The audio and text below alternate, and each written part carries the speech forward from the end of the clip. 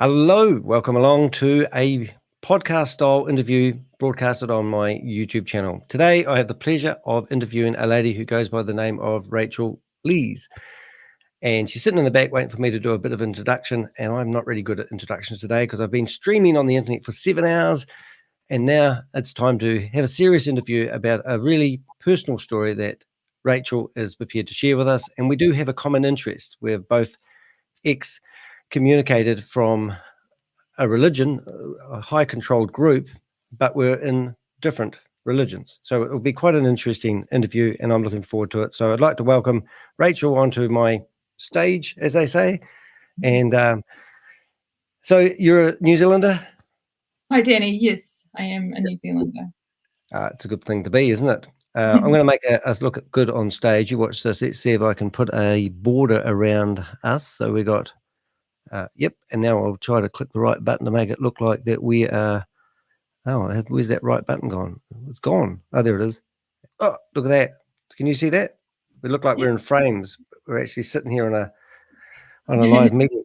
Now, to soften up the conversation, I used to run a business networking company and I used to have new people coming along all the time and they were always nervous. And then I discovered what I call cards.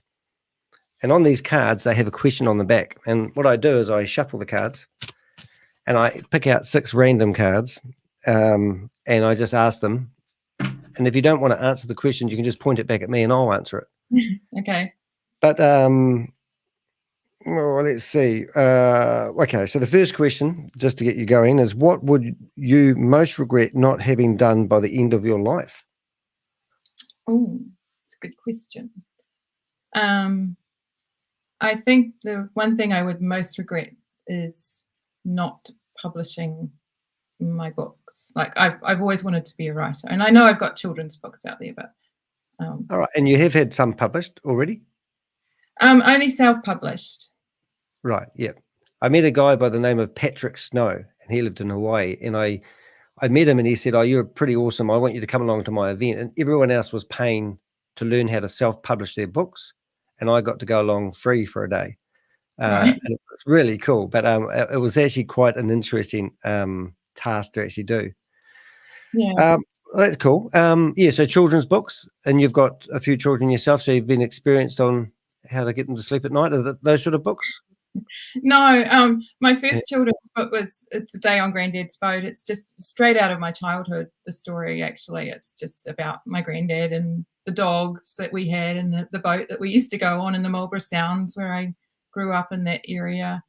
And I entered it into the Joy Cowley Award way back when it first started, and it made the top 10, and she wrote to me and said that they'd really loved it and that I should pursue it. So I ended up self-publishing it, and it's done really well. This guy, Patrick, I'm talking about, he's a bit of a character. And he said, let me tell you some ways to market your book. And there's one in my mind that I have to tell you. But he used to go into airports a lot. So he used to take a pile of his books and put them right next to the bestseller book in the bookshop in the airport. And people used to just go up and pay for them because it had an ASBN number on the back of it. Right. It would go into their system. And when they ran out of books, they would reorder. And he used to call it reverse stealing. I thought it was brilliant. Yeah. So there's a tip for you. All right. Second question. What have we got? To write. So that would be my biggest regret, is getting to the end of my life and not writing those things that I want to write. Yeah. And do you do it on a daily basis, or is it a weekly basis? Or do you give it a miss for a couple of months to get the right frame of mind, you get back into it? I've always kept a journal. So I do personal writing every day. Oh, good on you. What are you? All right, now this is a question which is kind of unusual. Remember, I don't know these. I do know these questions, but I don't know. I haven't pre-prepared them. So, are you doing what you want to do now? You know what I mean? Like in my life. Well, let's say your life. Yeah, like you know, you're obviously a mum, and you've been a mum, and you're a writer. So, is this what you? Is this? It's sort of an unusual one. These were focused on business people, I must say. I do have a day job that I love, but I don't want to be doing it. Yeah, doing it for the money. Yeah. I work for the man, as they say, as well myself. It's like we all have to make ends meet, and I work 2 days a week in a shop, which I work with my mate, and he's awesome, and we have a real casual relationship, and it's not like a job. So I do enjoy the job, but it's not what I want to do. World domination and fighting cults is probably more up my market, to be honest. How would your friends describe you? Oh, that's an interesting one. I've been called the calm one and good in a crisis. I don't know.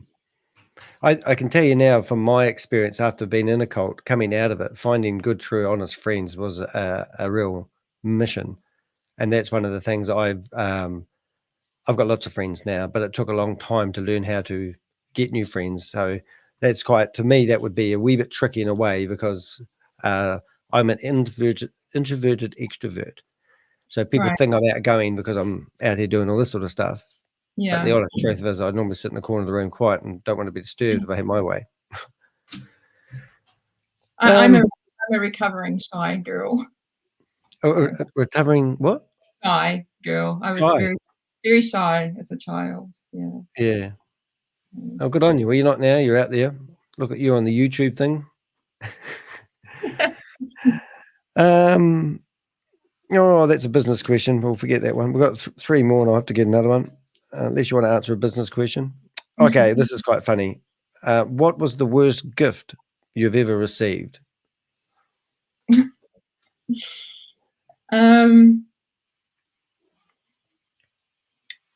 This is a bit of a joke between me and my husband, because years ago he gave me a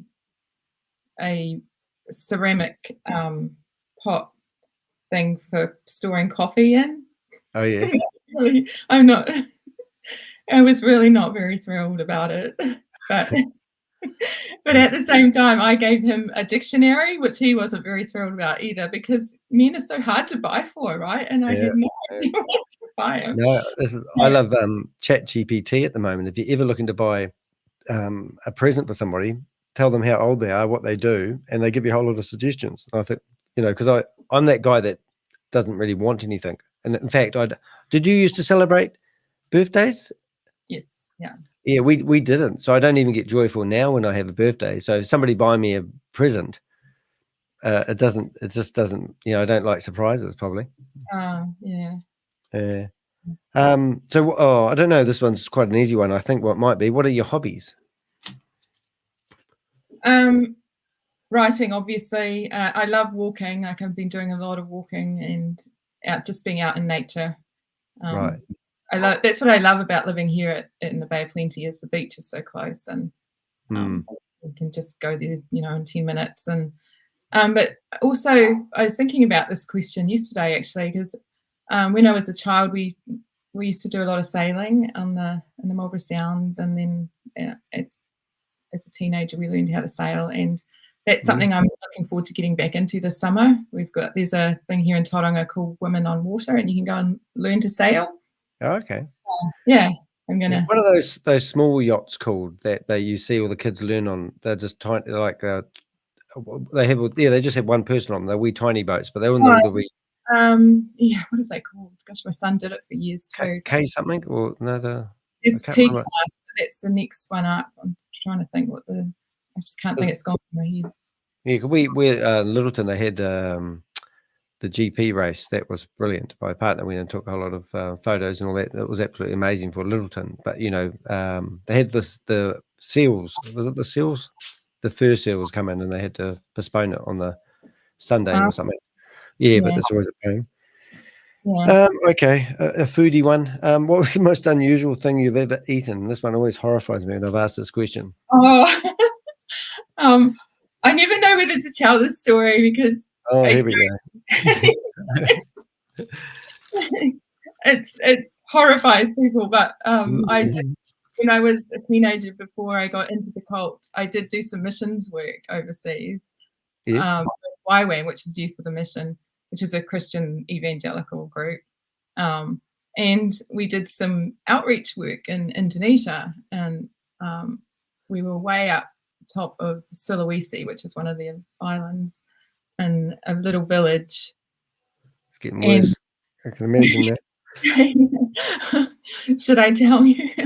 I don't know, a bit squirmish, but right, I can do it. And of course they're very hospitable and they give you, the best food that they have. Oh, no. And it was this meat. It was on a plate that we had with some meat. It was a little bit like chicken, tasted a little bit like chicken, looked like chicken, thought it was chicken. Yes. But we found out afterwards that it was dog. Oh, no. Oh, no. And I heard a dog barking in the background. Is that right? It's my dog. I've got one under. Oh, he's normally under my desk. His mum's come home. But yeah. Oh no, that'd be awful. Oh no, that would be awful. It's very upset about it. Yeah. I know. I always think of that joke that you hear that the lady couldn't speak English and she goes into the cafe and says that she wants to food for the dog, but they take the dog out the back and she goes, "Oh, they're going to feed it," and they come back and the dog's been cooked. But that's a terrible story. I don't know why I said that. Yeah, no. But anyway, you started it. Oh my goodness. Right, so let's get into the nitty-gritty stuff. Now, I had to research what you were involved in, and also you've obviously been. So what is? There's an abbreviation. They call it IBLB. IBLP. Yeah, and what does that actually stand for? So that stands for the Institute in Basic Life Principles. Right. And it's the main kind of parent organization that Bill Gothard founded. It used to be called Campus Teams, I think it was, back in the 1960s, back before I was born. So you look very young. Somebody in 1960, if you will. But, I think that's what. And then it went Institute in Basic Youth Conflict, and then as it started to grow, he changed it to the Institute in Basic Life Principles, and then he started his homeschooling curriculum under that, which is the Advanced Training Institute of America, and then it became, international. Because I noticed you've got a photo. I've seen when you search for your name, you see a photo with him. Was that taken in New Zealand, or did you travel to America to meet the bigger organization, or did it originate from America or New Zealand? So it started in Chicago, right, in the US, and he came to New Zealand in I think it was 1990 or 89. Back 1990. And I met him here in New Zealand. And on the night I met him, he invited me to go to his headquarters, which is in Chicago. Wow. So, yeah. And that sort of stuff is actually quite, like I know we have I say our, but I'm not a Jehovah's Witness. I'm an ex-Jehovah's Witness out of it for 31 years. But if you got invited to Bethel or the headquarters, it was a big, wow, it was a real privilege. So that would have been something that you no doubt looked at and thought, wow, there's an opportunity of a lifetime. I won't get this again. Well, at the time, I didn't really know a great deal about him or his organization. My family I'd been overseas and I'd come home and I was working at Radio Rima, the I remember that. Yeah. radio station. Yeah. We weren't allowed to listen to it. It's a religious organization. Can't listen to the opposition. Yeah. They weren't serving Jehovah. Well, you'll laugh at this story because the night that I met Bill Gothard, we'd just done his seminar. My parents had signed up in his homeschooling program while I was away from home. And my younger brother and sister were being homeschooled. And he'd come to do his seminar. And, of course, they wanted to go to it and they wanted me to go to it. So I was just kind of tagging along behind them. And my sister wanted to go to his headquarters. So they arranged a meeting with him. So we went and met him that night, and he spent most of that time speaking with me. And then at the end of the meeting, invited me to go to Chicago. But he when he found out that I was working at Radio Rima, he said, "Oh, we've got to get you out of there. It's not a good place for a young woman like you to be working." Oh, goodness me. It sounds like those very words sound like he's grooming you just with the way you said. Yeah, I could say that. but yeah, it's the rock music that they the rock Oh, music. that side of it. Well, there you go. That's what I weren't thinking about. It. Mine was more the religious training that they give. They didn't agree with. But the rock music, well, we weren't allowed to go to R18 movies, and if we went to anything that was R-rated, even at R13, it was, you're bringing reproach against the organisation or Jehovah, whatever it is. So you had to be very selective on who's, as long as no one saw you doing it, then it was not that bad. Right. But Yeah, I somebody think else saw it. very similar approach to that kind of thing. Yeah. So your mum and dad were in it as well? Yeah. Right. And did they find it when they were younger, or when did they get into it? No, they went to I think one of his first seminars that he came out. So he was invited to New Zealand by a lot of church leaders and some government ministers as well. Really? It was part of his thing that he never goes anywhere unless he's invited. Right. So the congregation's asking everyone to invite him. Yeah. Sorry. Get him in there. Sorry about my dog barking. What sort of dog is it? An Australian Labradoodle. Oh, Labrador. We've got a Schnoodle, which is 50% Schnauzer and Poodle. So he's toy poodle, miniature Schnauzer. Right. So Labradoodle's about half a foot taller, lots of energy, and beautiful. No molting either. You take them to the groom. Is that right? Yeah, because one of my children is allergic, so we got the hyperallergenic. Oh, brilliant! Yeah, no, they're quite handy actually, because he's actually also had to get his nails clipped yesterday, and he wasn't very happy about that. But he's a bit nervous about that. Doesn't like that. Yeah, the characters. Yeah, so that was quite interesting. And do you know much about our? Well, I say our, but I don't want to be our. But like the differences. Like you were homeschooled. You went to a school. I had by the time we met him. So I was working. Oh, okay, right. Yeah, because we were told we weren't allowed to hang out with other people, and we had to keep to ourselves. And like going and playing at your mate's place that you went to school with, you weren't allowed to do. We weren't allowed to join soccer teams or rugby teams or anything like that. And education, was that encouraged? No. No. So window cleaners, carpet cleaners, and painters and decorators, all those sort of tradesman jobs, or?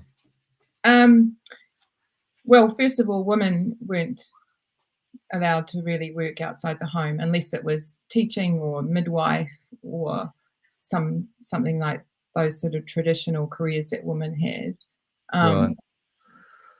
And education outside of the organisation was discouraged. So no university, because you would learn, worldly ways. Worldly ways, yeah. We had one family, and they put all their kids through university, and they were just like every congregation in Christchurch. There was about 6 different congregations at the time that I can remember, and it was frowned. Everyone knew about this one family who's setting their kids through university. It was like taboo. Yeah. And now I run with one of them, and he's not a J-Dub anymore. I call him J-Dubs. But he's well educated, well spoken. He's grown up okay, and I thought, thank goodness he got a university, because I had nothing. I've got no education, So it's just I was a painter and a decorator for 10 years, So that's what I did, Yeah, all right, and I'm at university myself now, just getting my degree. Oh, what are you doing? A Bachelor of Social Science. Social science, yeah. I think if I ever learned anything, I like psychology. I think that's the only thing I'd ever. But I've often thought being an adult, going back and getting an education could be something. I'm very dyslexic. I literally can't read and write. I use ChatGPT for everything now. It's great, but 9-year-old level of reading and writing skill. So I just. The universities are so diverse now. The way that you can learn, and they try and help you as much as they can. Well, my university does. So. Well, you can get a reader-writer, can't you, as well? Yeah. You can get somebody. I mean, I can talk and I can retain information, and I'm very good at keeping notes. Like my whole life's notes and cut and paste. Right, we've got some pre-prepared questions, which we've gone through, and I actually didn't write them. I used ChatGPT, so we can skip them if we want. But I asked it to sort of ask more of a sort of softer approach on the questions that a lot of people might be watching. We've got a few people in the chat room. We've got 8 people watching us at the moment, but it will go live.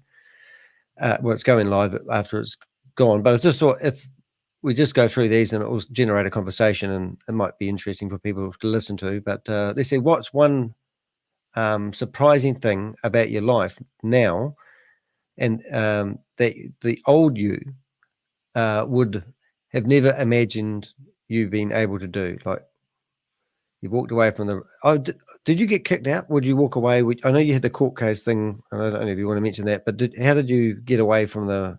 We haven't really discussed how you got apart away from it.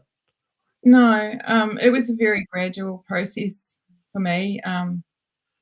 I worked for Bill Gothard for a year in Chicago as a secretary, and then I had a very dramatic intervention by the US immigration. Yep. So then I had to come back to New Zealand, and I worked here for the organisation for a few years and met my husband while I was still in the cult. And then we got married in the cult. And then... Oh, so he's in it too. Well, he sort of. And then it was just kind of, we moved away from where my family was, and we went all the way down to Central Otago in Alexandra. They found you? We'll find you. No, we didn't really know anyone down there, and had our children down there, and that was just a very gradual kind of coming out, and yeah, it was just, I think, mixing with people who didn't have the same belief system as you, and putting my children into things like play centre was a really scary move for me, because... Do you call them, like, do you think of people like as worldly people, or people that... Yeah. Because we were told that everybody that wasn't in the Jehovah's Witness faith was going to be destroyed, and only the righteous were going to inherit the earth. So everybody we met was going to be destroyed. It was kind of like, why would you get to know them for? They're all going to get destroyed. It's like, yeah. So with your new life, then, what are you doing now that you thought you would have never? Well, being at university is... Yes. Yeah, I mean, I didn't really know that I had a brain. Great. Yeah, my life purpose was to get married and have lots of children and homeschool. Yeah. So going to university has been a huge thing for me, just and really validating. You said before we went live that you've got one at school, so the others are grown up. Are they working or going to university? Are they doing things that you may have wanted to do, or they've got the freedom to do what they like? You think, oh, I never got that. That's one thing that I really loved with my children and watching my children is seeing the freedom that they have that I didn't have. So yeah, I've had one go through university, and the one's working and one's studying at the moment. But just every kind of milestone that they do, like one of my sons, when he got his first girlfriend, and it was just like, oh, it's so cool, he's allowed to have a girlfriend. I know. We've had a chaperone. Girls got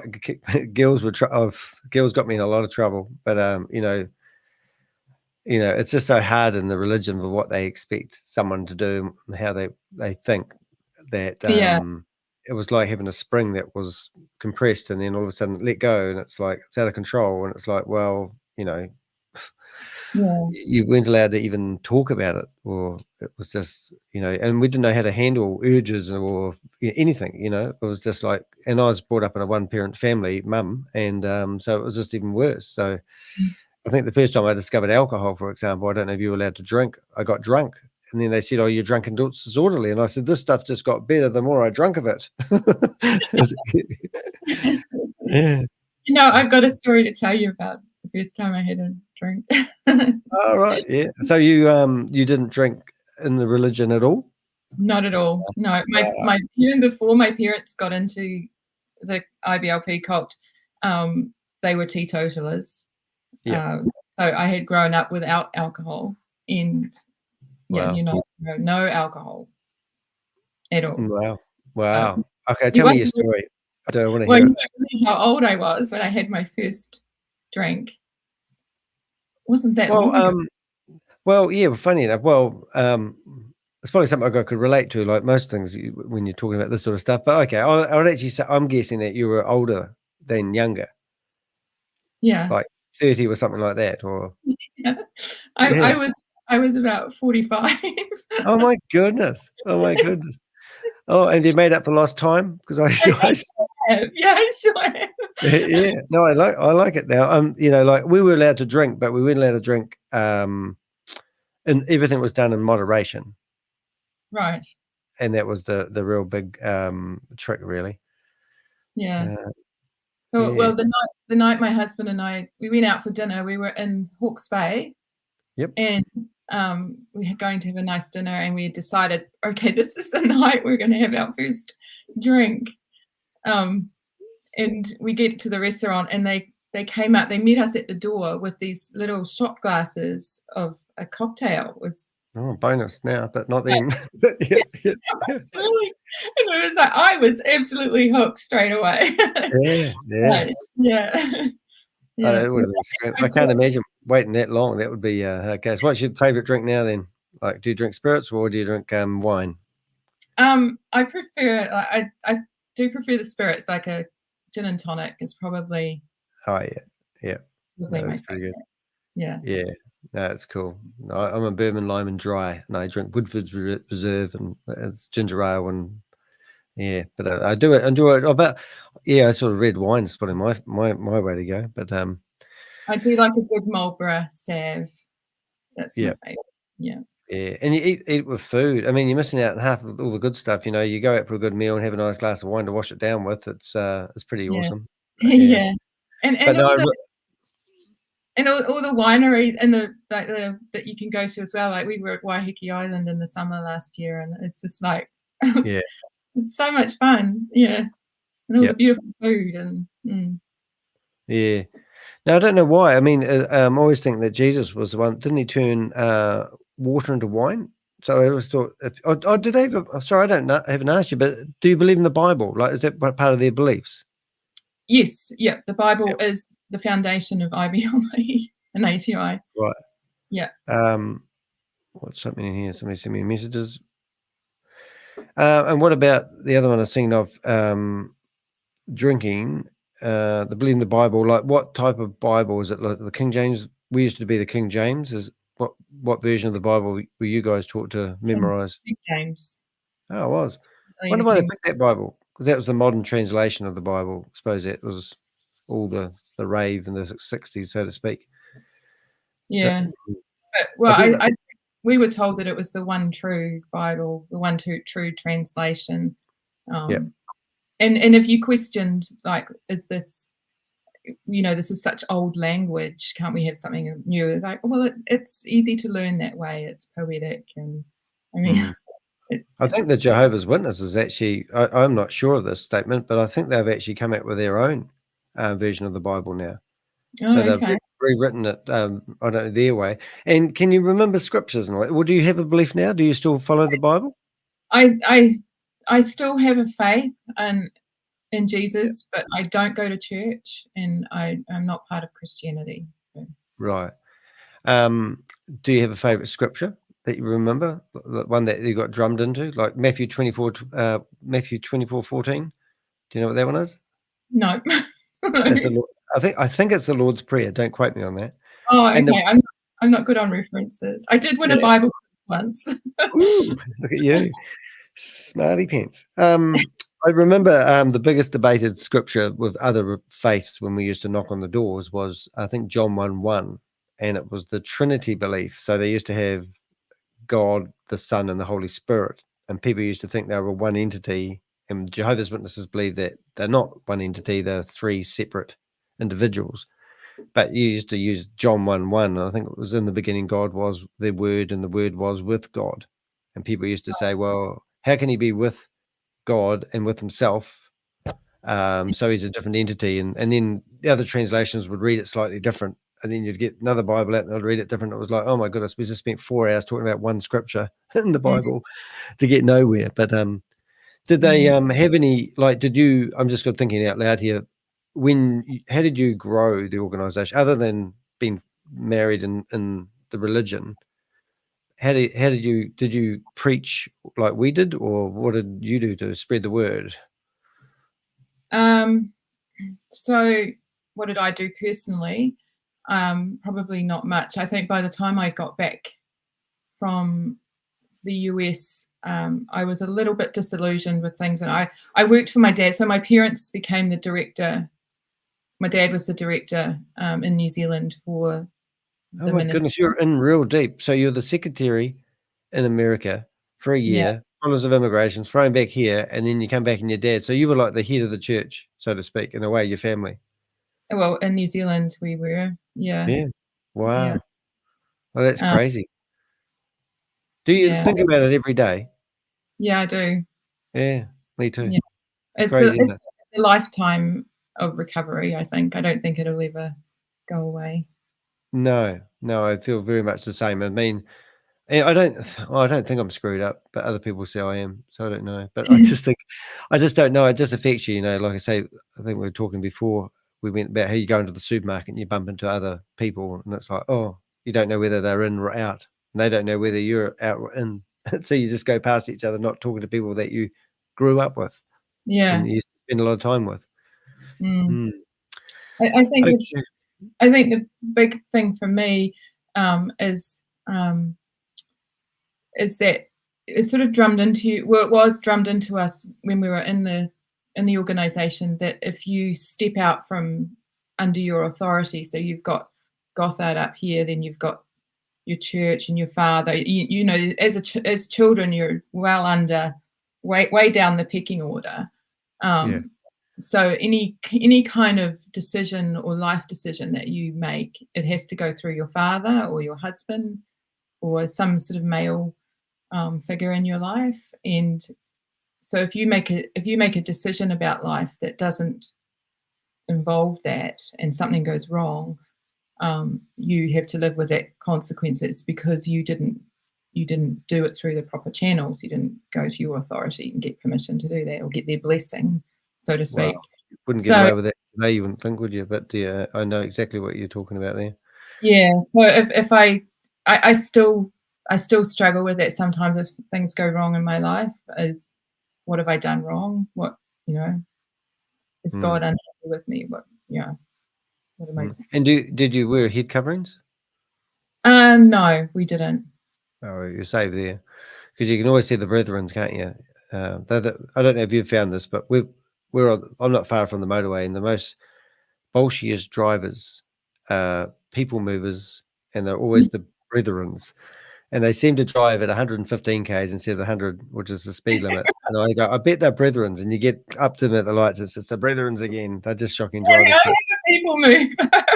But there you go. See, you get how you can look in the car. You can just tell that the brethren, because all the kids have got the coverings. Well, they got the older girls don't like the covering, so they put a hair clip in or a bow in their hair. But they always have something Right. covering their hair, and Yeah. they're quite big out here in Christchurch. They've got in Rangiora. They've got. I used to live out where they used to sort of hang out a lot. Very Okay. wealthy as well. Yeah. Yeah. It's just, I think um, the head covering thing is an interesting thing because a lot of ministries like IBLP, it's the same concept of a head covering, but it's but not a literal physical thing that we wear. But you've still got your head covered because you're still under the authority of a man. Be it your pastor, father, Bill Gothard, husband, whatever. Well, But, being a man in the religion, it was kind of like, we got all the, like I was talking to somebody the other day, I think it was Lara, actually, the last lady I interviewed. We used to get privileges in the congregation, like roving mics, adjusting the sound system, or we could give the prayer at the meeting for the congregation. But when it come to the sisters, as we call them, they did nothing. They just sat there and, they could answer up at the meetings and when we used to do the Bible studies and all that, but they didn't have the same privileges. But, the men was striving to climb up ranks. So it was, it is quite a big thing. All right, I got yeah. another question here. What's the first thing you did when you left the organisation, let's say that, that made you feel free, when you feel like I can make my own decisions? Um, Got drunk, obviously not. That was that later, wasn't it? I didn't. Took a few No, shots at the local because bar. it was so gradual for me. I think it was lots of little things that kind of added up Yeah.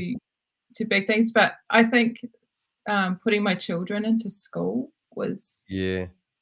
a big Because one, you can. You because can you do can, that. and Yeah. it's okay, and they're going to be okay. Yeah. Yeah. That's cool.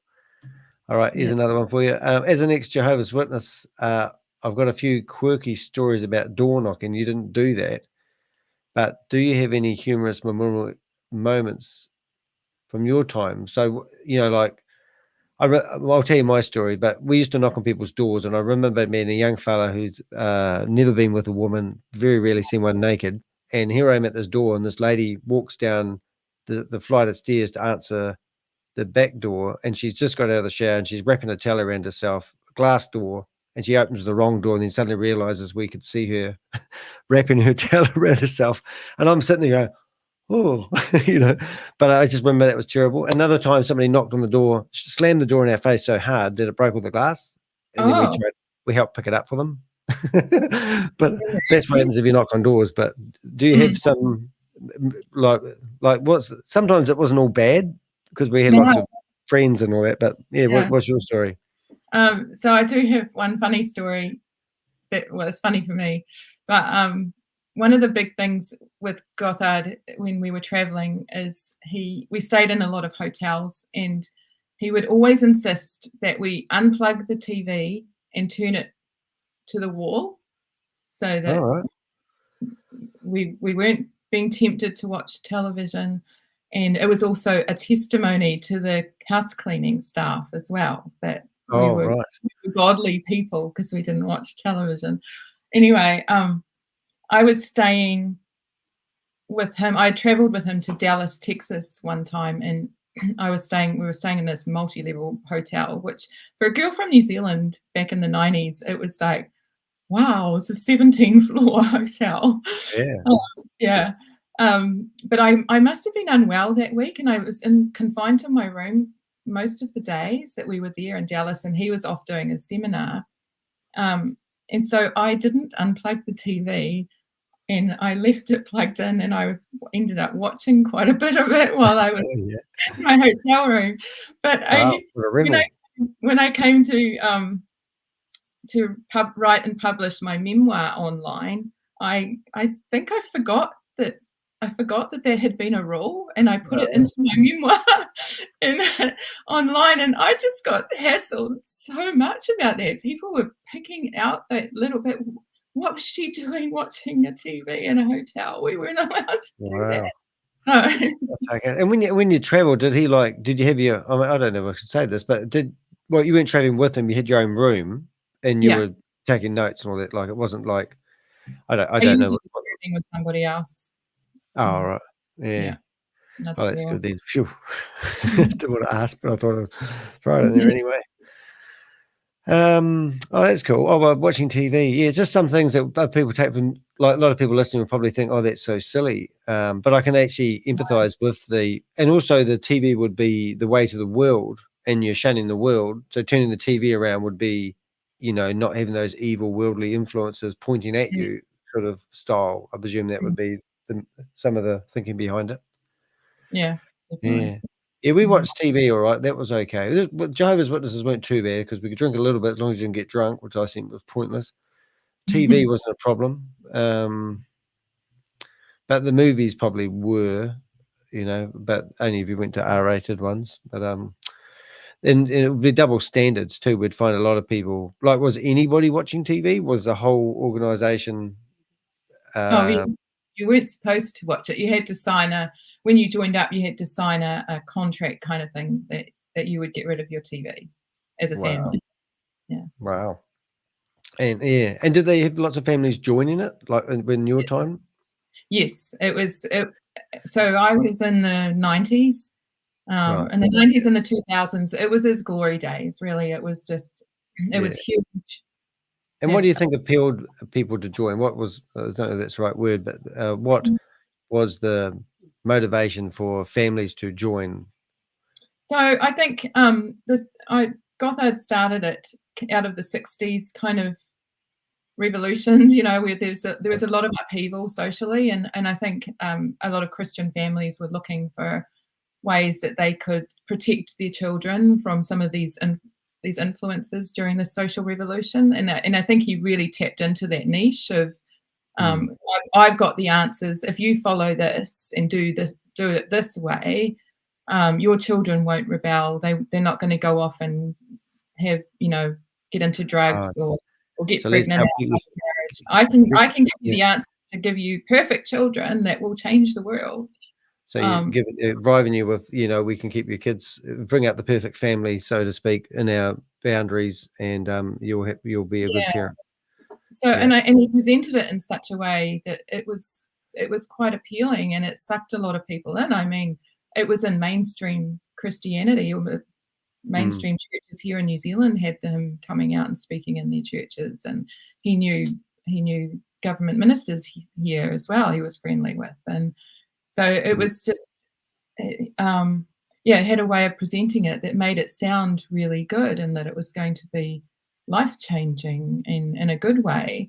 But it wasn't until you actually got into the program and things began to change. And I was thinking about it that I don't personally know of any family who has come through this program unscathed. Like it's just rife with children not, being separated from their parent, like they don't speak with their parents. There's divorces. There's siblings that don't speak to each other anymore. It's a family destroyer. It really is. I mean, I can tell you my story, but it's your interview. But that's what they bribe people with their family. And and Bill had all these beautiful young people, the children of these families that had signed up, travel with him, and they were beautiful and full of life and energy and ready to change the world, and I think that's what drew a lot of people in as well. And I know that's what drew my sister to them, was just talking with these young people that were traveling. How about your immediate family that were in the religion? Were you a big family? No, it was only 3 of us, 3 children and my parents. Right. Yeah. So I've got a brother that's a half brother. He's still in the religion. And then I've got my sister who was 2 years older than me. She's no longer with us. And my mum had been in it since I was 2 years of age. So we just started celebrating Christmases, and then it stopped. But I can't remember really. But so I've got 3 as well. So you don't celebrate Christmas either in the Jehovah's Witness? No. And but it is unusual because you are trying to. I just don't have the joy. Like my partner, her family's normal, and it's ridiculously normal. Her mother has passed away, unfortunately. Her father is now in a home, but when we go there for Christmas time, it's just no stress, no drama, no conflicts, no brothers and sisters fighting with difference of opinions, and everyone's there. They've had kids, they've got jobs, they've all got cars, it's just a normal life. And everything about my life is like, it's just destroyed. And then, it just goes on. But I mean, it just destroys families. I think that's the sad part of it. I remember trying to describe something one day, and I just said, hey, this is just sad. It's just a sad thing, It's really sad, yeah. But I think with Bill Gothard, he really made the family like his. I'm going to make your family so amazing and keep your family together, and yet did the exact opposite. And when you said they went to, like, we used to go to assemblies, we'd have a South Island and a North Island assembly, but we'd normally get maybe 2,500 people at one assembly, and then we'd have the smaller assemblies, which were every 4 months, but we'd get, I don't know, I'm guessing maybe 400 or 500 people. Like, how big would he go to other people's churches and speak, or was he putting on his own conventions? We used to call them assemblies and conventions. Convention was bigger. Yeah. So a bit of both. He had his basic seminar, which was his kind of standard, and let me introduce you to the cult kind of week-long thing that he used to do. And then with the homeschooling program, once you were signed into that, you had an annual family conference. So in the US, it was huge. They had it at Knoxville in Tennessee. The year I was there, I think there was 14,000 people there. Wow. Wow, Yeah, that's massive. That is big, yeah. And yeah, do you used to sing songs and praises and all that sort of stuff? yeah. Yes, they had a student choir, which Oh, used to yes. sing "Oh, It Will Be Worth It All" every year. Oh, yeah, yeah. I think you can still find it on YouTube. Actually, Oh, yeah. it was a really fun thing to do, like, and be part of this huge choir of all Oh, these yeah. young people singing this Mm, hymn, which is now very traumatic. yeah. But There's a lot yeah, of religion use the music side of it. We used yeah, to sing. We used to have we used to have our songs that I can still remember off by heart because I'm not very good with words, so I'd have to memorize everything. But when I was interviewing Lara the other day, I started singing one for a laugh because she goes, "Oh my goodness!" And I said, "I can remember every word of it. It's just implanted in your brain, and it yeah. does. It's just quite funny what you used to do." And yeah, and I'm a terrible singer, so I felt for anyone else. Kingdom Melodies, somebody just wrote in the in the chat room there. Yes, that's right. The Kingdom Melodies, Kingdom Songs. We're Jehovah's Witnesses. We speak out in fearlessness. Ours is the God of true prophecy. Yes, hold that. And then what he foretells will come to be. So how stupid is that? And I'm very bad at remembering words, but because you get gaslighted into this, way of thinking, Yeah, yeah, it's just the way it is. All right, yeah, another question. Let's go. When you started your journey of healing, oh, we already asked that. What yeah. hobby or passion did you discover? Drinking? No, it's Kim York. Yeah. I did go back into my writing. I did write quite a successful blog, for like a mummy blog, for Oh, quite good on a you. few Yep, I they really are quite successful. Yeah, because I there's that enjoyed that. YouTuber guy, the dad guy, and he's got like a single dad blog, and I think he's got tons of views. I've seen it a couple of times. He got quite Oh, famous. okay. He's a Yeah, New Zealander guy. I had to stop it when we went into the lawsuit, but yeah, I did enjoy doing that for many years. Yeah. Yeah.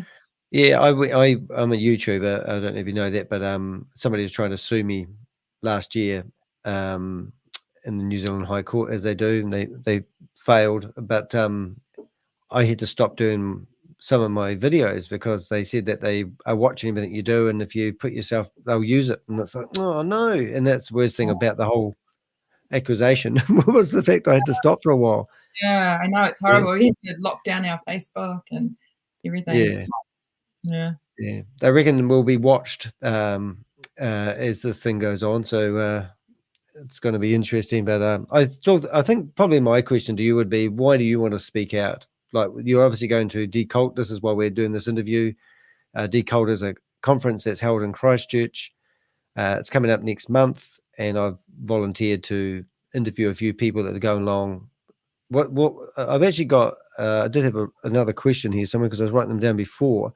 What are you hoping to achieve by being involved with DECULT? So there's probably a few reasons, but I think one of the things I think events like DECULT are so important is that it, for me as a survivor, and coming together with other survivors is going to be one of the important parts of this. And Yeah, because not a lot of people understand what you've come from, and they don't understand, people who have never experienced high mm, control like this don't get it. yeah, And so I think meeting with other people who actually get it is going to be really therapeutic and validating and good to meet with other people. But I mm, also want to speak out about my story and what happened to me, because I think I think a lot of my life has been ruled by fear and just the journey away from that and out of that fear and yeah, I want to talk about that. I think bloody awesome. I think it's good on you, and I can empathise. I know a lot of people might think, life's, but it is. It's like I likened it to a cake tin with Lara, and I said once you dent it, doesn't matter how many cakes you bake out of it, every cake's got the same dent in it. And Yeah. it's so hard to get that dent out of that friggin' cake tin, so it's not dented. Yeah. You can.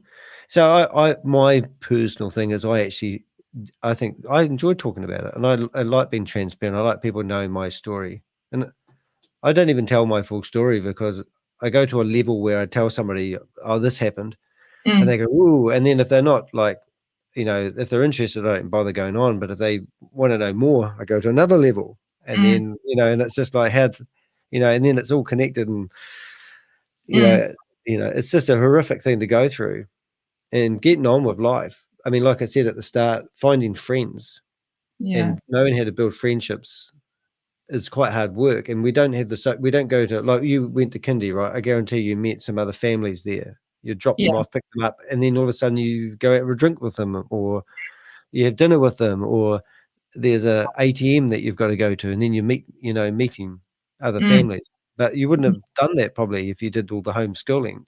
No. I did kind of exhaust myself a little bit when my children were young. I got involved in committees and all kinds of things. But it was part of the fun of it, of exploring the world. Yeah. Yeah. Yeah. No, it is quite good. And have you travelled since? I know you've been to America, obviously, but if you travelled after you're out, how long have you been out of the, I call it religion, the cult, let's call it the cult, because I don't like it. So it would probably be 20 years I've been out. Right. Yeah. So have you travelled anywhere? Have you done things? Would you like travelling? That's a better I question, probably. used to love traveling. Yeah. And then I had quite a traumatic experience with the US immigration, which is part of my story. Right. So I didn't go anywhere. New Zealand was my little safe place. I didn't want to leave New Zealand. I was safe here. But in 2014, my son had a school trip to New Caledonia. Right. And it's only 3-hour flight. I can do that. I can do that. Yeah. So Yeah, I went there on a cruise ship, funny enough. It was quite funny. My mate and I were bored at Christmas time, and I said, we should go on a cruise. So we went on a New Year's cruise, and they took us to New Caledonia. Shared a room with my mate. We had it was funny. It was overfeds, newlyweds, and nearly deads on the boat. But we went to New Caledonia, and it was like, get off the boat, let's go for a walk, But it was quite a nice place to go. Did you like it? Oh yeah, we loved it. I really loved it. Yeah. Did you go to the island with no? There's a wee island. It was just like a sandbar. Not with the lighthouse, La Famidi. Oh, I don't know the name of it, but they had glass bottom canoes, and it was just like I went out there and woke the guy up so I could buy a coconut drink the coconut stuff. Yeah. And then I gave him $5, and he gave me $6 change. And it was like so laid back, their lips were dragging on the ground, it was like, and it was just island life. And I thought, oh my goodness, he lives like this all his life. But it was, I just remember it was a beautiful island. It was, you could walk around the whole island in 30 minutes, this wee island. I've forgotten what it's called. I know. I think I know the one you mean. In English, it's Duck Island, isn't it? The one, one of the main beaches. I think I know. Yeah, we did go to that one. You're probably right. I don't remember stuff very well. Often I travel to the same place twice and go, oh, I've been there. But yeah. Yeah, but that was my first. That was my first. So 1993 was when I came back to New Zealand, and I didn't travel outside of there until 2014. So wow, just a little bit terrified of immigrations. Yeah, well, I've been into America, and I remember going into Canada and then coming back into America, and they interrogate you on the way. And I can't imagine if you've done something to upset them, they want to have a go at you. But yeah, they weren't the friendliest place. I've hitchhiked through the Middle East, and I went through one of the borders there, and that was pretty horrific. But it was nothing like going into American. America is just like, oh yeah, they're very terrifying, and they've got guns. You know, Yeah, it's the like yes. Okay, yeah, now the question that you laughed about, if Bill, how do you say his name? Gothard? Gothard. Gothard walked into a cafe and you were having a coffee, what would you say or do? I really don't know. I just Yeah. say I would be shocked for, you know, he's going to be 90 this year, so I don't think Oh, he's right. Yeah. so But it'd be yeah, fair to say that you know him better than most, wouldn't you? But you would know him and, you know, he would know who yeah, you are and, you yes, know. absolutely. He came out to my wedding. I know him very Wow. well. Yeah, it's crazy, isn't it? Very well. Um, what about people? I said to you earlier on before we got going, we said, you know, I get great joy at calling the Jehovah's Witness faith a cult because I know when I was a Jehovah's Witness, we used to always defend that. So I'm just thinking this question here, what's one myth about cults or high control group that you wish people would stop believing?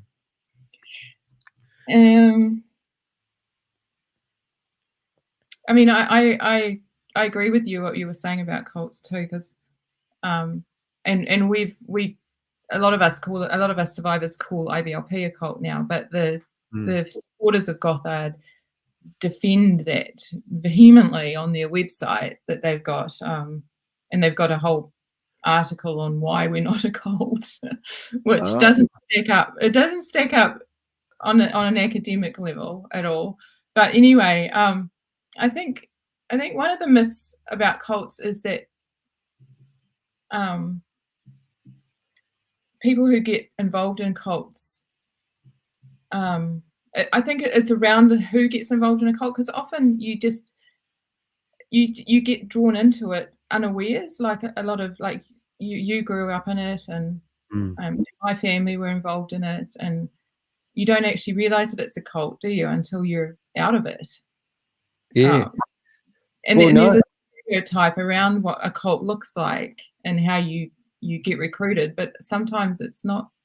Often it's not that. It's Well, a I actually asked my partner said let's ask ChatGPT the other day after I interviewed um, Lara. I've got it here. I'll just read it because this is technically the definition of what a cult is, and I'll listen to A this. cult is typically defined as a group or movement that is characterized by a shared commitment to a particular set of beliefs or practices, often centered around a charismatic leader or ideology. Cults are often distinguished by their intense devotion, unquestioning loyalty, and the use of manipulative techniques to control members. These techniques may include isolation from society, pressure to conform, suppression of dissent, and psychological or emotional manipulation. Cults can be religious, political, or social in nature, and while some may start as benign groups, they can become harmful if they exploit members or engage in unethical practices. So when you heard that, did you think, oh no, we weren't that? no. No, and that's the same as me. You know, we Yeah. had Charles Taze Russell was our founder, and he was back in the 18th something or other. But when I listened to that, I thought nothing about that seems like it's not describing exactly what I was part of. Mm, mm, Yeah, but yeah, their yeah. argument could be quite interesting. So yeah, so what do you think people? So what is the question? Did we answer it? Did we sort of high? Like, what is the myth about cults? Is there a myth about cults that they're not really a cult? I don't know. Is that a I just kind of think it's the stereotype around cults that people yeah? are, and it's not really like that. Mm. Yeah. I mean, what I do miss about it is I was saying to others that 50% of people, in my opinion, were in it because they liked the brotherhood and the congregation and the people, and the other people in it because they really believe in the Bible Mm. and you know, were hell bent on believing the biblical side of it. You know, so when the organization changed the rules on the belief of a scripture, some people didn't care and some people did. Yeah, I think our parents, or my parents, and parents in the program, um, they signed on because they liked the biblical approach. But for us as the children, I think one of the lovely things that's come out of it are the friendships Mm. that I have with some of the other people that have grown up in it, and a lot of them I haven't even met. This, they're online friends. Like some of the girls that were in our lawsuit, I haven't even met There's all of them. 5 of you in that lawsuit, is that right? Well, we started with 5 and then ended up being 17 plaintiffs. Right. And some of them I knew, I was at headquarters with, Yeah. but some of them I don't know, but I've formed really close friendships with them. And I've even got one of them coming to stay with me in the middle Cool. of November. Her first time I'll meet her, she's flying Yeah. out on holiday with me, which is, I'm really looking forward to that. But yeah, I think that's Yeah. the upside of it is the friendships and the relationships that have come. And I think that's what life's all about, actually. I when I was 40, I had to start over life again after a divorce, but I started helping people, lonely people, form relationships and get to know each other. And I sort of believe that's the key to everything that we do, that we really want to learn how to be, because you have to learn to be a good friend as well. Yeah. You know, Yeah. I had a friend yesterday, we were going to a running club and he sat next to me and he said, "Oh, my ex-wife passed away today." And he sort of flickered it off, and I said, "No, don't flicker that one off." That's major. And he goes, "Oh, yeah, but I knew it was coming. She had cancer." And I said, "No, but you were with her for 14 years, because, and it's just, like, because I know him, he shared stories with me, and you're privileged when people share stuff with you. And if you have a common interest, like you said, those people, that's why when I meet the ex-Jehovah's Witnesses, we have a common interest. One thing was quite funny when we used to go to the conventions, I didn't think of, but somebody said they used to put a Watchtower and a Weight magazine in the back window of the car, so that when other Jehovah's Witnesses were driving down the road, if they weren't sure, they could see the Watchtower. It's like putting a Bible in the back of the car. But now we love Jesus on the back of the car or something, don't we? A sticker. But and I thought, oh, that's right, we used to do that. But you can talk those stories to people. Other people would miss that altogether. But the Jehovah's Witnesses go, "Oh, I know what you're doing." Yeah. No, it is that connection, making those connections with people that are important. Yeah. Do you have flashbacks of the old teachings and like? Yeah, all the time. It's always a struggle. It's like, like I believe I've always been true to myself, and I don't like lying, and I don't like stealing, like I don't. But that's living in the world. I get it, but I mean, also that was staunch. Like, you just don't lie. You tell the truth all the time. And even today, I'll tell the truth no matter what. I just can't lie. And some people say, "Oh, it's only a white lie." And I go, "It's a freaking lie." And I think that's why I'm so transparent. I get myself into so much shit. I should learn to shut up rather than say anything. But if you want to know the truth about anything, it's like, don't tell me your secrets. But is there anything like that you sort of think that you have probably got that from when you were involved with the organization, but you don't have to think that way now, but because you were brought up in it, you sort of do? Yes. As I was saying before, the authority thing is a big one for me. Instead of going to somebody else and getting permission to do something, I can ask myself that. I can look to myself, and that's probably the biggest thing for me that I am always having to face up to. That's pretty cool. I mean, good on you. I mean, I think I have this saying: it's survive and thrive, and it takes a long time before you thrive and you get your life back. And I used to live in 5-year implements, and I didn't care whether I lived or died to a certain degree. And I've seen other people do it now. They're quite reckless. But then now I think, well, if I don't like my life and I look back 5 years ago and it's the same, I will do dramatic changes.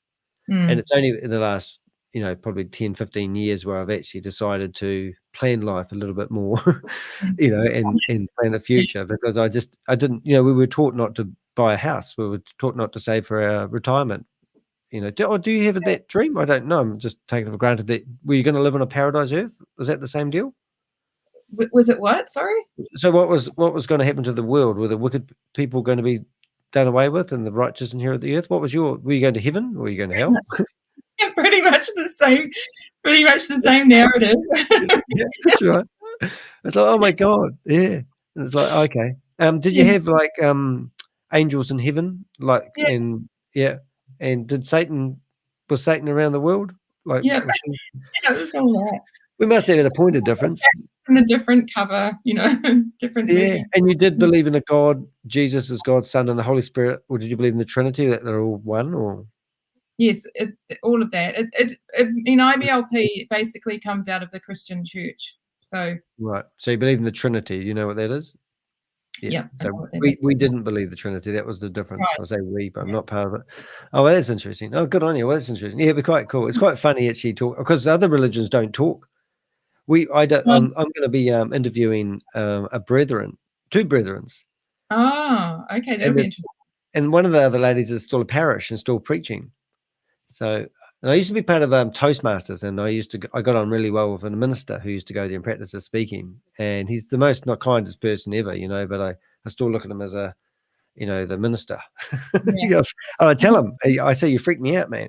He says, Yeah. and then we started, we lost our place where we used to meet for Toastmasters, which is a speaking organization, if you're not familiar with it. And we had to meet in his church to run the meetings in the morning.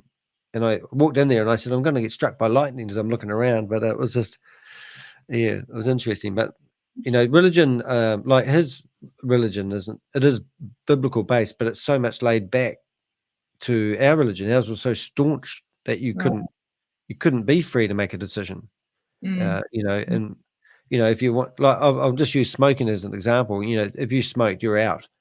But in other religions, you see them out there outside the church having a puff of smoke, or and you think, well, you can get away with that. It's harmful, it's ruining your body, and you'd use all these excuses. But other religions seem to turn the blind eye to things that we It's would funny. get kicked out for. Yeah. Yeah. So It's like smoking.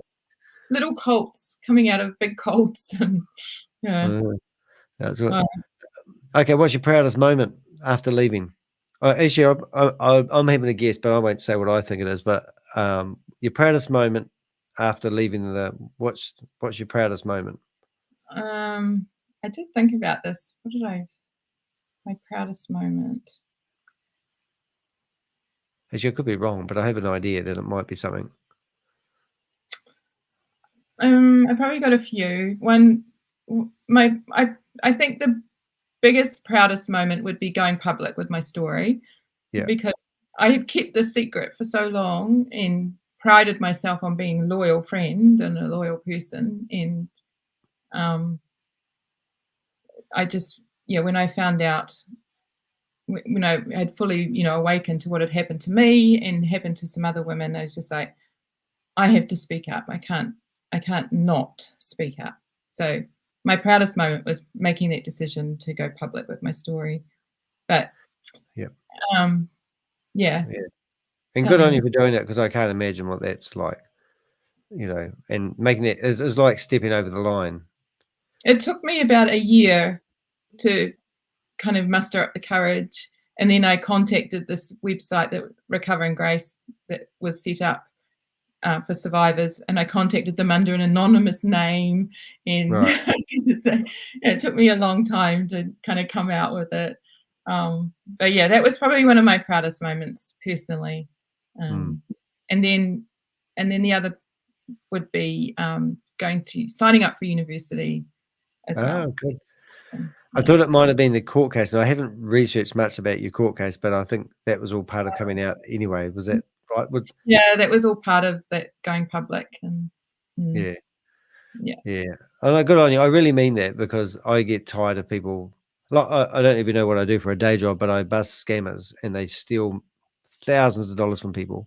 And the people come to me and say, I've lost my money, can you help me get it back? And I go, no, I can't. I said, but we can interview you, and we can tell people your story, and you might be able to help other people. Oh, no, I don't want to do that. I want to keep it to myself. It's hard. And I'm sort of thinking, well, I'm a bit more out there. If something's gone wrong, you learn by it and you move on. But, like, I normally say that 95% even 98% of people won't want to tell this story live. They just want to, and they write to me anonymously all the time. So it's sort of a really strange thing. But, the ones that do speak out, I had a guy that lost $33,000 the other day to a romance scam. and this gorgeous young, 25-year-old lady had no one in the world to be friends with but him, and he's a 60-year-old man, and finished up handing over $33,000 because they were both going to invest in something. And he told a story to me, and I said, he said, well, I can't believe it. My friends think I'm stupid, and I said, no, good on you for speaking out. That's not stupid. But and now we keep in touch with him, and it is nice when people make that leap. And I know he feels better, even though he's, he borrowed money, he sold his car, he sold things around the home to get enough money to invest in this thing, and then lost the lot. And it was like, oh my goodness, that's heartbreaking.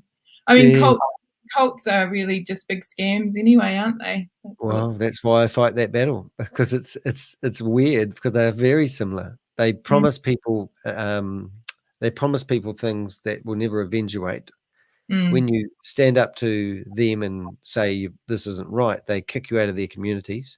And also the cruel thing about it, like the witnesses, they destroy families. So a lot of these scams will encourage you to recruit to get your family and friends into it. And then when they lose the money, your family and friends think you're hopeless. But it also stops people from speaking because their friend introduced them to it, and they're too embarrassed to dob their friend in. And then also they implicate people because they have introduced it to somebody else. So they feel like they've promoted this scam themselves. So they don't want to speak out in case they get in trouble, because it took them a wee while to figure out it was this, it just goes on. I'm looking at this going, this is just like a religion. But I call it scam cults. But and not only that, they reoffend. They go back and do it again, and you think, oh my goodness, 60 to 70% of the people I talk to, it's not their first time they've been scammed. It's the third or fourth time. Wow. And you have to sort of wake them up and get their attention and go, now focus on me. And let me tell you that anytime you put money into these opportunities, you're going to lose it. Say it after me. And they go, and you go, no, look at me. Look at me. Kath and Kim. They'll go, aren't they? Oh, what's your favorite TV program? That's a good question. Oh, my favorite TV program. I'm catching up on a lot of programs that I missed. So, like Forrest Gump and oh my goodness, Desperate Housewives, and yes, those are, these are all shows that we were never able to watch. I watched one that's called The Good. Was it The Good Lawyer? The wife, the good wife, and she's a lawyer. And Good Wives, she had 140 episodes, and I watched them all. It was a good series. I think my favorite would be Criminal Minds. I'm doing forensic psychology as well. So Criminal Minds. Brilliant. There you go. Favorite series. Yeah. Well, another one I'm enjoying at the moment, it's called I've forgotten what it's called now. The Rookies. The Rookies. It's on TV, and it's got 6 series, and we watch it every night. My partner and I, we watch two programs. They're 40 minutes long. We're up to season 6 now, but it's called The Rookies, and it's a police. Okay. It's a police one, but it's laughable and funny, and it's good storyline. It's everything I like in a TV program. Yeah. So you would have missed out like Hill Street Blues, Taxi, the MASH. MASH. I did watch the whole series of MASH once. Yeah, I watched it 3 times. Yeah, I love that. I love that series. Hawkeye. Was it Radar, and then the lady, what was her name? She reminded me of Miss Piggy. The lady that was Maggie. No, it's not right. I can't remember either. But other people remember it. But yeah, some of the good old favourites, Yeah. You're not old enough for Gilligan's Island, though, are you? No, that was before my time, I think. I mean, I know what it is, but I didn't. Yeah, I used to. I'm a bit older than you, I think, but it's I used to watch that one, and it was the longest going black and white TV series. I remember that. Or there's a few goodies. Let's see what we've got. As a fellow survivor, how do you navigate conversations with people who still can't understand why leaving is difficult? Yeah, I don't know that one. That's a bit of a strange one. Did you get that one? I thought about that one. I don't worry about it too much if they don't understand. Yeah. I think it's a personal thing a lot of the time. Like I don't know. Is that asking people how do you encourage people who are in it to leave, or is it was it saying a dear fellow sort of a conversation with people who still can't understand? I think you just have to realize that some people don't understand what it's like. No. And people give me some, oh, you just do this, and I go, oh, okay, well, well, what, like when I talk about my mum and how she's discommunicated me and she didn't have anything to do with me, and I'm thinking, well, that sounds good, but practically it doesn't seem to work that way. Logic doesn't always work when you put religion and family together. No, I mean, people are intrigued by cults. They want to know the detail of it. They want to know all the unusual, weird stories. But if you want to start talking about your trauma and your lifetime of recovery, then you get blank. I mean, I can talk. I do talk all day, but I just spent 7 hours doing a live stream before I done this interview with yourself, and but this is just.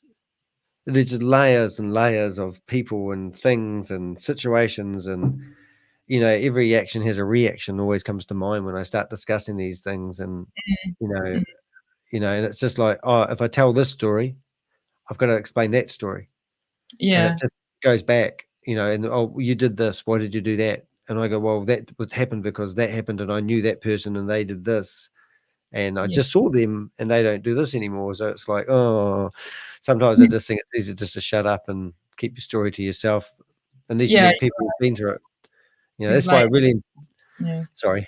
Right. Well, I enjoyed talking to Lara because we knew everything. It's like we've been playing. It's like this is what it's like. It's like building a 1,000-piece jigsaw puzzle, knowing the picture inside out, being able to do it blindfolded. But you're the only people that have done this jigsaw puzzle so many times.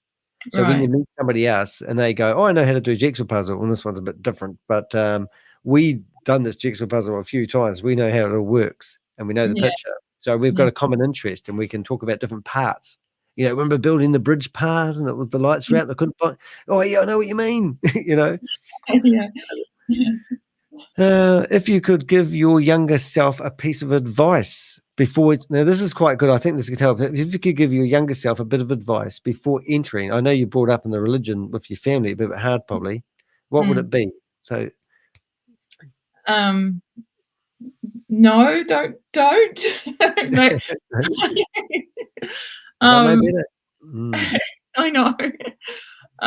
I think the biggest takeaway that I have is or the biggest piece of advice, because people tried to tell me I was in a cult, but you don't listen to that, do you? Like, I had friends worried about me at the time, but and they would ring me up and tell me they were worried about me, and I would just defend I would defend Bill Gothard. So you don't, when you're in it, you don't really take all of that on board. But I think one thing that has stayed with me is to believe in myself and to listen to myself. Like if I had listened to myself more, and if I had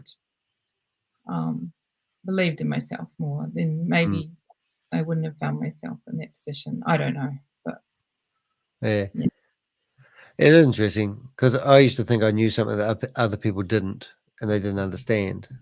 And then we were kept away from other people too, so it's kind of like we didn't get a chance to. We didn't even know what normal was. I still don't know what normal is. Right. I don't know.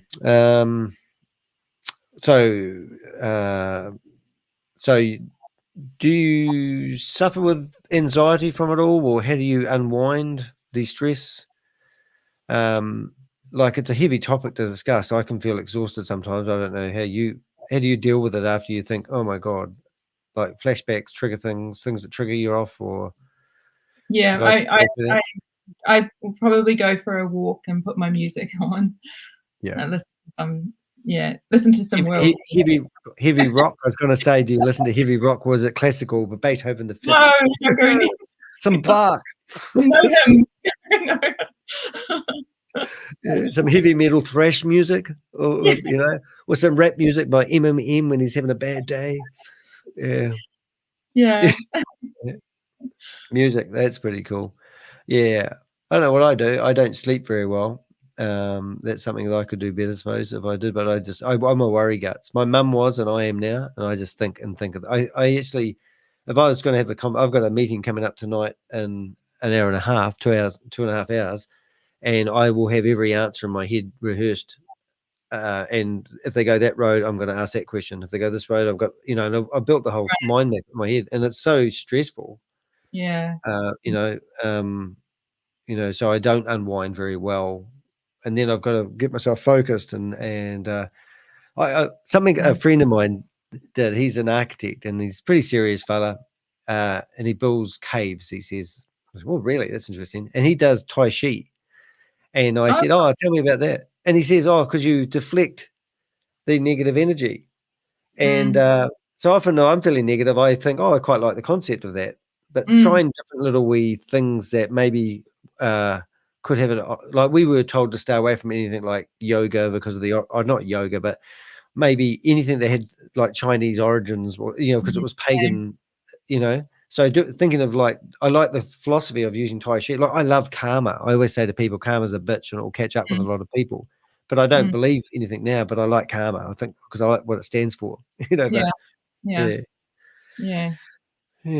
All right. That's more about me than you. Sorry about that. I get Yeah, carried away. we had the whole, no yoga, no martial arts. There's another one that you couldn't do. That's right. Well, we were similar. Yeah.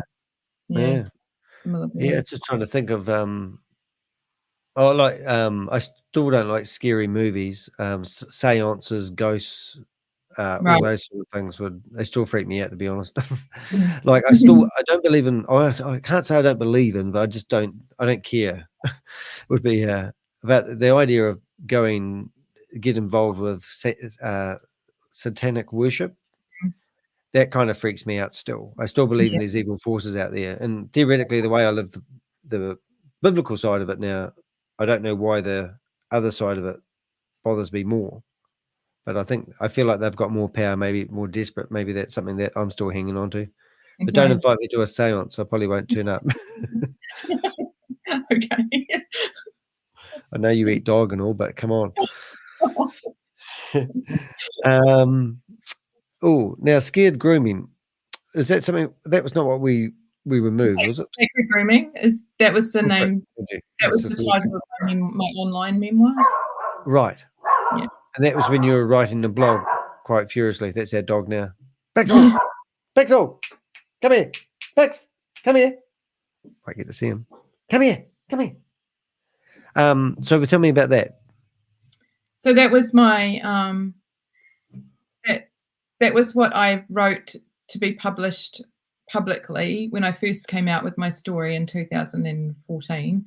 But it actually it was from my therapy notes, because I'd been to a psychologist to just get help processing a lot of the stuff that you go through. And I couldn't see what Bill Gothard had done was wrong. Like I was still very much in that way of thinking of him as, under God, like the Pope. And so did you say like the Pope? Yeah, like he was like the Pope. Yeah. So she suggested that I write down little stories from my experiences as though I was God looking into watching a movie or something like that. Wow. Yeah. So I wrote those little stories out for my therapist, which ended up being my memoir that I published online. When I decided, good on you. Yeah. When I decided I've never read a book in my life, and people go, "Really?" And I go, "No, I've read parts of the Bible, and I probably technically have read the whole Bible. But when I read a page in a book, I'm just reading the words. The story doesn't so I'm just doing the motion, but it doesn't go in my brain. But I have a burning desire to write a book, and I often say that. But the very first book I write will be the very first book I read. But I've written a few bits and pieces as well. But I do actually now with ChatGPT, I use voice recognition all the day. This is my best friend. This thing here. It's my microphone, and I've learned to speak really clearly and pronounced. So when I'm using voice recognition, I can talk like this, and it will copy. And now I can communicate. And then, like you heard me before when I was reading the words back, but with ChatGPT, I can write the story, have it all grammarily all over the place, chuck it in there and tell it to fix my grammar and make it properly. And then I read it back and I'm conveying exactly the message I want to send. And to me, it's like, ta-da! Yeah. Yeah. So you probably obviously that would have been quite a friggin' awesome way of doing it, because you would have, created a storyline. Yeah, well, yeah, it did. Yeah. Yeah, no, that's cool. What one part of your journey that you look back on and laugh about now, even if it wasn't funny at the time? Boy, I think I could talk all day on that question. I should write these questions for myself and forget about you. What do you reckon? Well, that I laugh about. Oh, the alcohol thing used to be up there. 45. Wow. That's good going. Yeah. I would have a very healthy liver, probably. Yeah. Well, yeah. Yeah. That's got to be up there as far as the looking back and laughing thing, and the whole dress code that we had as women as well. That's quite ridiculous. Like when I got married, I had to have wedding dresses up here, and my bride had to have and even sleeves, and it's got to be no figure hugging stuff. And right. When I was searching for it, I think I saw a photo. Has he got a son that's still running these? He's never married. He wanted to marry me, but he's never married at all. He's got no children. Right. There's another name for it. Is it renamed itself in America? Because I might have got mixed up, but I remember seeing a photo of a whole lot of kids and they all had a uniform and they're all wearing those sort of dresses, which looked a wee bit like Gloravale. Yeah, were they red? Red dresses? What's the colour they had? You're not thinking of The Handmaid's Tale. I don't know. Don't quote me. There was a program he ran for young women called Journey to the Heart, and they had it reminds me of the Mormon polygamist cult, where they had those sort of pastel coloured dresses, like pinks and like pastel pink and pastel blues, and they kind of had dresses like that when they went into this program, Journey to the Heart. But whether that's the one, I'm not sure. Yeah, I got no memory. I'll see it and go, oh, wrong person. But but you did all dress the same when you had the schools for the kids? Were the kids wearing the same uniform like a proper school? No, we didn't. It was homeschooling, so no. Oh, right. No, but if we were representing the organisation, they had a dress code of navy and white. So for guys, it was a navy suit. For women, it was white blouse with navy skirts. Right. But when you got married, you had to look like you weren't, I don't know, what would be, you wouldn't be showing any feminine side or anything, just plain dowdy dresses. I mean, I was able to have a really lovely wedding dress, but it just had to be, high neck and yeah. I know. I just like, I didn't have any, like we didn't, I don't know how to say it really, but it's like we weren't allowed to have any relationships with any woman. So I started my relationships with women. I always say to people, I never had a physical relationship with a lady until I was 23 years of age. But now I say I make up for lost time, but it's like, you know what I mean? It's kind of like, most people think, oh, really? And I think, and I feel like all my youth got stolen away from me because I didn't get the chance to date. If I did meet a girl, it would be like, you'd be dating, chaperone, and the view of dating was always marriage. Yeah. So at the age of exactly the same, right? Yeah. Yeah. And you left home and went over to America at the age of 17. That's kind of, you'd never do that without. What was that? I was 20 when I went to the. Right. I thought you said 17. Yeah, because I was thinking to myself, wow, that's a young age to, leave. But and that would have been, still would have been an opportunity, a lifetime, in fact. But it's quite a big move. Yeah. And I haven't followed it all, and so he was sort of a bit of a predator at the end of the day, and he was obviously putting his hand in the cookie jar, so to speak. Yeah, so even though he's preaching religion over here, he was doing other things over there. So hypocritical. Yeah, very much so. Yeah. and Yeah. I tell you, with the inquest that's gone on with the Jehovah's Witnesses, I mean, my godfather, I found out that he was doing that, and then his child was getting having problems with another elder in the church, and I found out only a couple of years ago. And here I am Right. thinking these guys I looked up to, a lot of Yeah. responsibility, and they basically abuse their power, and it's everywhere. I keep hearing stories all the time, and That's it's but right. people don't speak. Yeah, so Yeah. I don't know, and I probably ask those questions more than anything now. If I think of something, I'll be that person. Are you okay?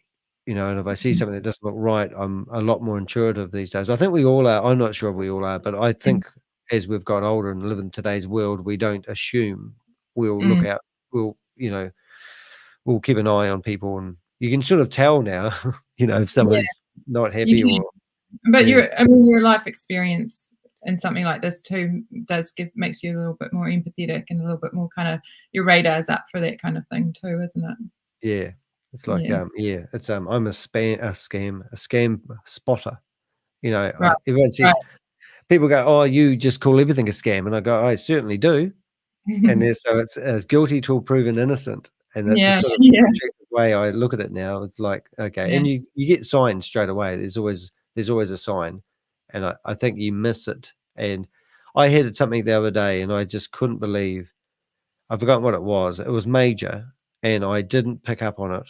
And then I went, "Oh my goodness," you know. And then I thought, "Oh my goodness, I've just missed one of the things I should have picked up straight away." And you sort of kick yourself.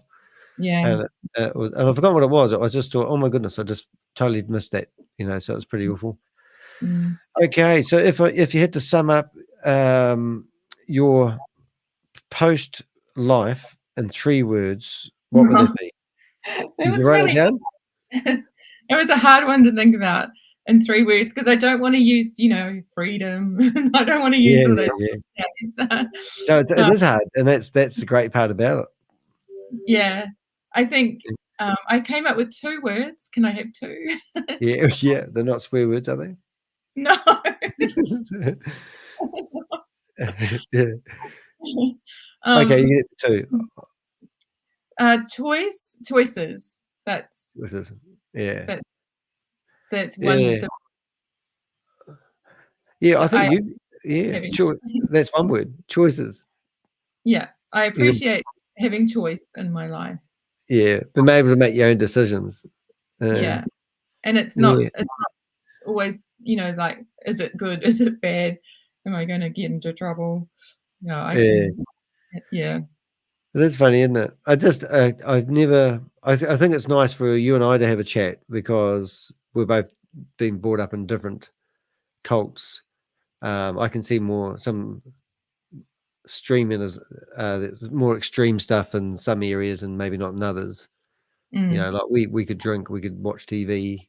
You know, yours was probably to me just knowing what you've told me today is probably closer to the closed brethren style in a way.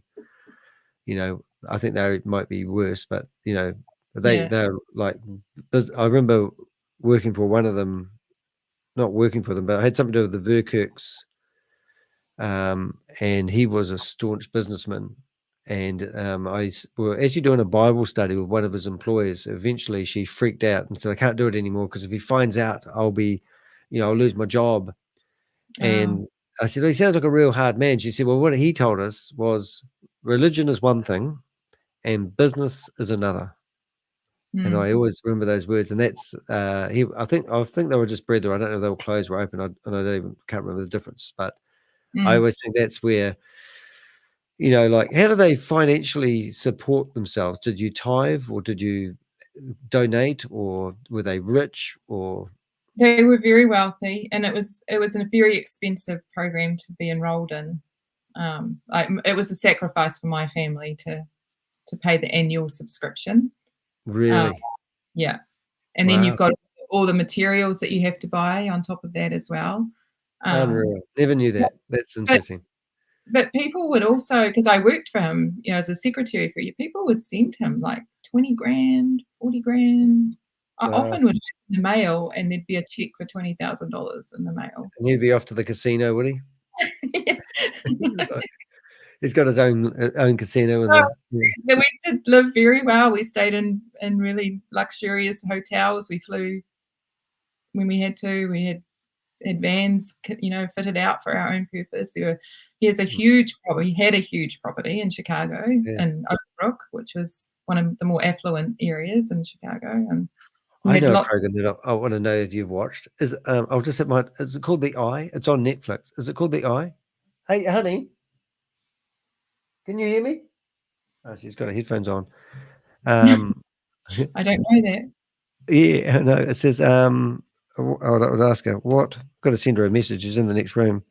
Is the cult TV program we watched? It was, you would probably really like it.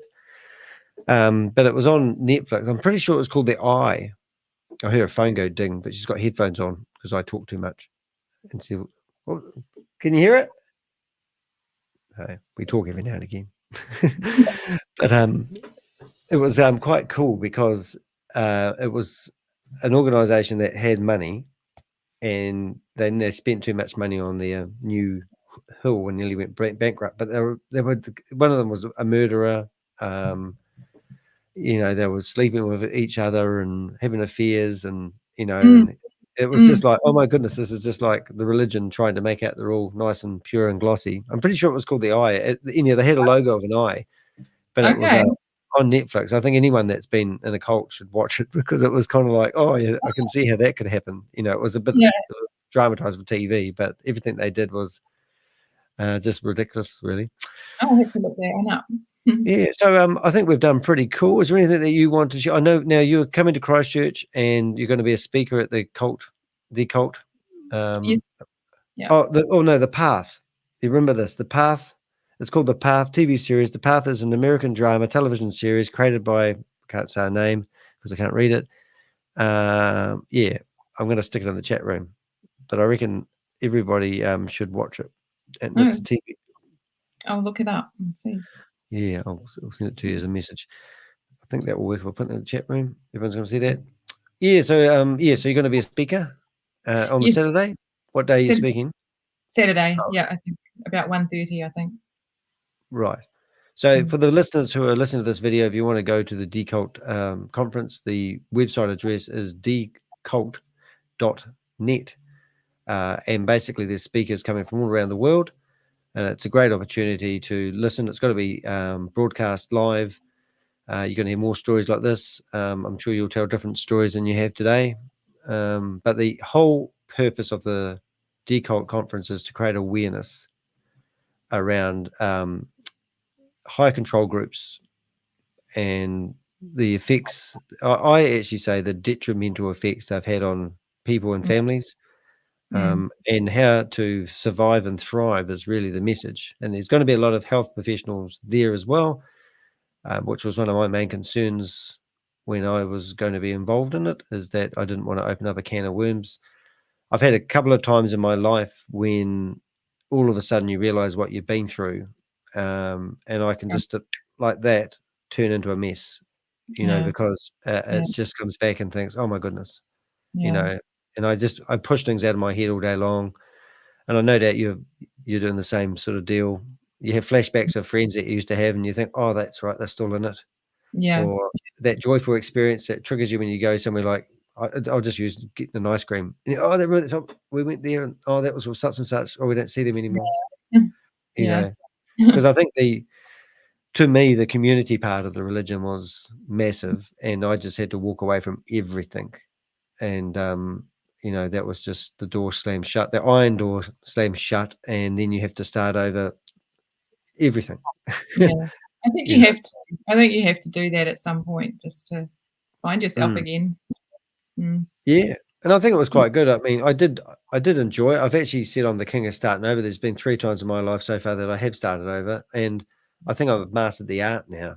And it does make me laugh sometimes, and also your knowledge, experience, and skills. You can really connect with somebody who may have a philosophy on how they're going to do it. I found there's something that didn't happen when I was in the religion. I think they're called PMOs.